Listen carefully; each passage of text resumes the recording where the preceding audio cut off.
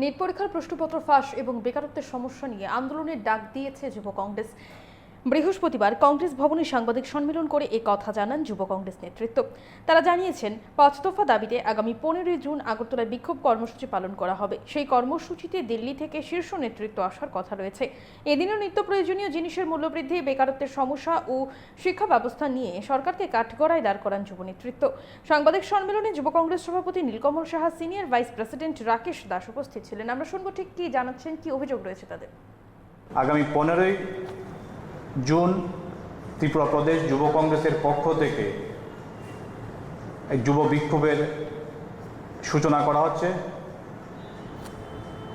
দেশের যিনি শিক্ষামন্ত্রী ধর্মেন্দ্র প্রধান, ওনার বিরুদ্ধে সারা দেশ যুব কংগ্রেস উদয়ভানু চিপজির নেতৃত্বে প্রত্যেকটা রাজ্যে আন্দোলন করা যাচ্ছে ওনাকে পদত্যাগ করার জন্য। এবং কিছুদিন আগে দেখতে পেলাম, হঠাৎ করে শিক্ষা ভবনে আগুন জ্বলে উঠল। কিসের ইঙ্গিত? সব লুপাট করার ইঙ্গিত। সবটা স্ক্যামে ভর্তি হয়ে গেছে। দিনের পর দিন এক স্ক্যাম করে করে দিনের পর দিন গোটা রাজ্যটাকেও শেষ করেছে ডাবল ইঞ্জিনের সরকার। আপনারা প্রত্যেকে অবগত আছেন এবং এই রাজ্যে যারা সাংবাদিক বন্ধু সমেত এই রাজ্যে যারা আজকে সাংবাদিক সম্মেলনটা দেখতে পাচ্ছেন প্রত্যেকে অবগত আছেন।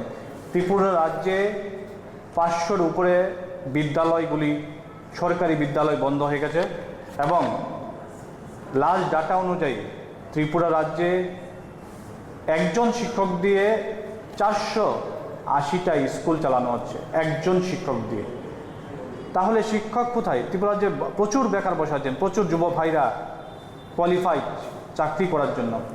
যে সরকার বলেছিল যুব সমাজকে চাকরি দিবে, ঘরে ঘরে চাকরি পৌঁছে দেবে, আজকে সেই যুব সমাজ বিরক্ত হয়ে, নিরাশা হয়ে আত্মহত্যার পথ বেছে নিচ্ছে। তার দায়কে এবং ত্রিপুরা রাজ্যে চাকরি দেবার নাম করে দিনের পর দিন পরীক্ষা নেওয়া হচ্ছে, কিন্তু হঠাৎ করে পরীক্ষাগুলি কোর্টে কেসের মাধ্যমে বাতিল হয়ে যাচ্ছে।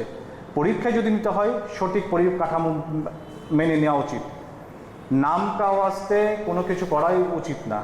তাই এই রাজ্যের গোটা যুব সমাজকে আমি অনুরোধ করছি, আসুন বন্ধু, সবাই হাতে হাত মিলিয়ে আপনাদের মনের অব্যক্ত ভাষাকে জানান দেওয়ার জন্যে আসছে 15 জুন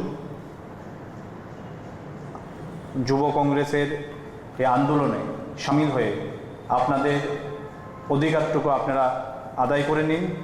আসুন সবাই মিলে গণতান্ত্রিক পদ্ধতিতে এই গোটা রাজ্যে আমাদের আন্দোলনকে ছড়িয়ে দিই। ধন্যবাদ। 15 তারিখের কর্মসূচিটা ক্লিয়ার হবে, কি হবে? আমরা যুব বিক্ষোভ দেখাবো 15 তারিখের এই আন্দোলন। ওই দিন আমরা বাকিটা আপনাদের সামনে তুলে